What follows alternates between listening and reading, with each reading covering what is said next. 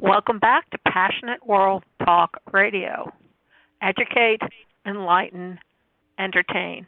No matter what ethnicity, age, or size you are, your voice will be heard on Passionate World Talk Radio. And today, our special guest on Cool Your Heels is James Dillahunty, who wrote a book called Creative Recycling. So, good afternoon, James. How are you doing? Great, Lillian. Thanks for having me on the show. Well, I got to tell you, we don't have too many people who have come up with a creative way of recycling. And yet that is something we need to do because it's imperative that we do it. It's no longer a luxury to do it. I agree. In fact, that's why I wrote the book. I actually dropped my regular business because of I think there was a news story that 11,000 climate scientists had said we don't have much time. So I shifted all my effort into getting this book out, and I hope it makes a difference. So when you wrote your book, how did you set it up for people to use? Well, it's an e-book. It's also going to be a paperback book on recycled paper, of course, and it will be an audio book as well.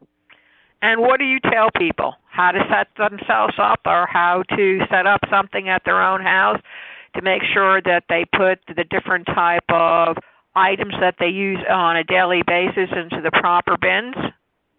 Well, it's more about taking things that you would have thrown away, that you would have just tossed them into the recycle bin, and turning those things into arts and crafts items that people actually buy. And in the book, I describe the tools that you need to research the kind of products that consumers are buying, the actual words that they type into search engines when they're looking for products, and how that relates to everyday items that you can repurpose. So what are some of the items, for example? Let's give the audience an idea of what they can look for in order to creatively recycle it. Because I'm pretty sure there's some people who are like my former husband, very analytical, very scientific, and they can look at something all day long and still not able to repurpose it. Well, one of the examples I'll give is the one that was actually from my own experience. I've been a weaver and a fiber artist for many years, and I was working with different odds and ends. And anytime you're in a kind of a craft, you'll have leftovers. So rather than just toss those leftovers into the trash, I came up with this idea for a scarf made of these leftover yarns. And when I started putting them together, and I would do craft shows and selling them online at Etsy and different online websites, and people really went after them. They liked them. They liked the colors. They liked the idea that it was recycled. And so the whole idea just grew and grew and grew. So there's many things that you could take. Let's take something that almost everybody has, and that's these annoying plastic bags that you get when you go grocery shopping. So you can take those bags and you can cut them into strips, and you can repurpose that into what is called plarn, or plastic yarn. And that could be woven into many different kinds of things: shopping bags, purses, clutches, and there's even people making something called trashion, which is a combination of trash made into fashion. Well, that's interesting. I haven't heard any of that. So, for example, if a person took a look at a wine bottle, for example, and they wanted to do something with it, what creatively would you be able to do with a glass wine bottle? The first thing I would think of is turning it into a lamp, where you would have your bulb would sit on the top. You could make a little adapter. That would be one thing you could do with it. Another thing you could do is you could line them up so that they become like a what do you call it? A xylophone. Yeah, you could. You could actually put different amounts of water in each one. They would make different tones, which would be great for kids. I think so. So actually all they really need then is the ability to think of things that other people would enjoy as well. Yeah, I have a whole chapter devoted into how to find ideas. And there's many websites, and of course YouTube is full of DIY videos for turning recycled items into craft. But the other part of that story is not just making anything, but finding out what the demand is for that, so that if you're going to do it as a business, then you'll have a little bit of some traction coming right out the gate, knowing what people want. So you're suggesting then that people go out and do some homework before they go and try to take things that everybody uses on a daily basis to find out what people really want or need and are willing to part from their money to purchase it. Yeah, and if they don't feel they're creative, and I've been in the same place. I started off not really feeling very creative, but I think we all have that in us. We just need something material to work with. And for me, it was a craft. It was the craft of weaving. But in the book, I talk about ways that you can go and search these websites, come up with ideas, and then do your own version. Because anything you do, if you can make it pretty, if you can make it colorful, if you can make it useful, and you go out and you do these farmer markets or art and craft shows, people will buy your stuff. And that makes sense. I mean, think about it, folks. I know that I stopped going into regular department and retail clothing stores at least 25 years ago because there isn't anything out there that you can either not repurpose or go to a good secondhand store and pick up something, and take it to the cleaners and get it cleaned first, of course. But the thing of the matter is, those classic clothes that they made 20 or 30 years ago, they're still going strong because they were really made well. And it makes a lot more sense to me to buy something that was made well than to go out and buy something that's going to fall apart in 2 or 3 months. Well, I'm glad you mentioned the thrift stores and buying clothing, because probably one of the areas in our world right now that is the most concerned with going green or be environmentally friendly is the textile and the clothing world. For a long time they had, and this has kind of been disproved, but for a long time they were called the number 2 source of pollution in the world was textiles. Now that's not true anymore, but it does kind of give you a sense of how important it is to think about clothing and how different ways you could repurpose things that you could buy at a thrift store, or just taking it out of your closet instead of throwing it away, changing it, transforming it. Exactly. And I've been doing that for years too. Of course, my son insists that he buy all new clothes. I guess I used up my magic portion with him when I was clothing him. But I really think it's kind of ridiculous to keep on putting out new cars, for example, every year. I'm sorry, we don't need any more new cars. I mean, just go look at all the dumps on this country. See all the land that's being put to ill use with cars and trucks and vans and stations and things like that. Why can't we just take the parts from them and reuse them again? Yeah, and we could. And I believe as a culture we are moving in that direction. The idea of reuse, repurpose, recycle is becoming more and more a part of the consciousness. There's something like 90% of consumers around the world are concerned about the environmental impact of their purchases. Now, that's a huge number. So it's an indicator that people are beginning to think differently. And just for those of you listening that aren't familiar, there's a website called Etsy.com. And Etsy is the largest website for buying handmade goods. And over the years, they track how their customers search. And in the last couple of years, the searches for eco-friendly across all the categories is up 43%. And that's a huge buyer signal.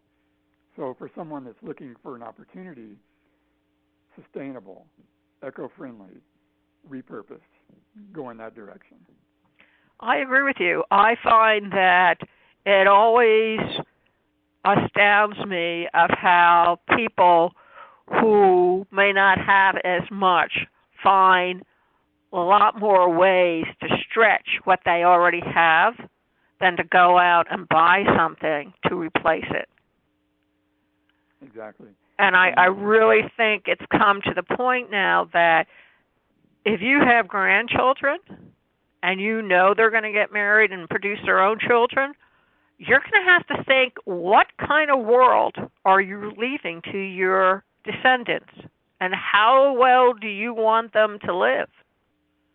Well, I'm glad you mentioned children, because what we're seeing, and we're seeing this around the world, is that students and young people are increasingly concerned about that world that we're leaving them.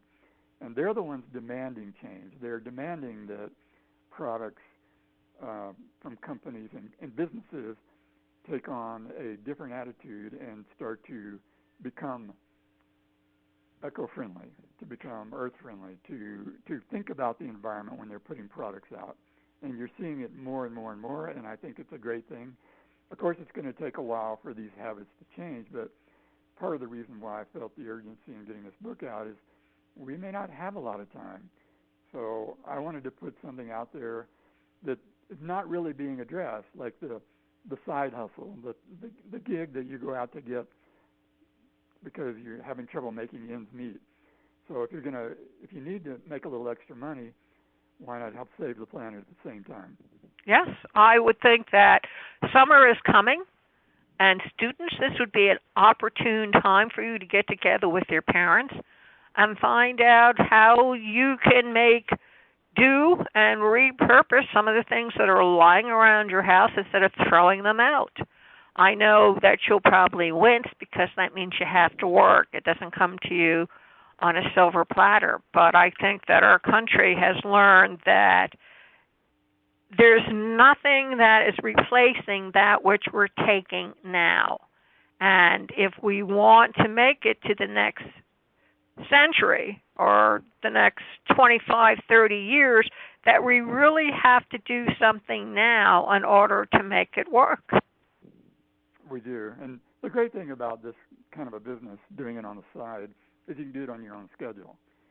And a lot of kids today, they're busy. I mean, they're out, they're working, they're going to school, they're possibly helping out with the family. So there's a real need for something that could be flexible in terms of business model. So that's the way the book is written, in the sense that you can do it on your own terms, on your own time. Okay, so what are the first steps then you would recommend to anybody, whether you're a student or a parent or even a grandparent who's trying to supplement their Social Security? First of all, I would look at some of the sites that are the most accessible one is YouTube. Just type in a search term like DIY recycled crafts, and that gives you lots and lots of ideas for things you could make, things from everyday trash. Okay, then the next step is to go to a website like Etsy or Amazon Handmade. Amazon Handmade is a category on Amazon, so they're a competitor to Etsy. Anyway, you go to those sites and you start typing in your idea. Say, for instance, you were going to repurpose old sweaters and you were going to turn them into mittens. Well, you would start typing in recycled knitted mittens. And then Amazon or Etsy will start to auto-populate your search, and they fill in what real buyers are using. So this way you get a sense of what's actually selling. And I mentioned that about recycled mittens because back in, I think in December, for one 30-day period, that particular term was searched for over 10,000 times. Wow. So that was a very popular item. Of course, that was pre-Christmas, and probably a lot of people were looking for gifts, and they were looking for something that someone would treasure. And something handmade is something people like, and also something that helps the environment is something people like. Well, I can give you one more, and I used to do this during the 70s, but I would find discarded jeans, blue jeans, whatever color, and cut them apart, and then take extra sections and make them into skirts. And people bought them because jean skirts were very popular then. And to tell you the truth, jean skirts are popular now. So it's something for you to think about. So where can people find your book, James? Hello? Well, it seems that we dropped James. So please, everybody, go out. His name is James, James, Dillehey, Dillehay. He wrote the book Creative Recycling. And in case a senior citizen wants to know, James is a senior citizen, and he's put his skills of weaving and working to yarn to good use. And before you go away and stray, Stern had this to say in 1759, an ounce of a man's own wit is worth a ton of other people's. You can listen to this interview with James all over again at https://passionateworldtalkradio.com. Right-hand side of the page, menu, scroll down to get Cool Your Heels, and voila, you'll hear it. And 3 weeks from today on AMFM247.com, you will hear this interview with James. And you will also be able to hear it on iTunes, Alexa, Spotify, Podcast Chaser, and on Spreaker. Just check us out. And for those who are not technologically skilled, there is a sizzle line that we provide. Just call up the phone number, and the interview will start automatically.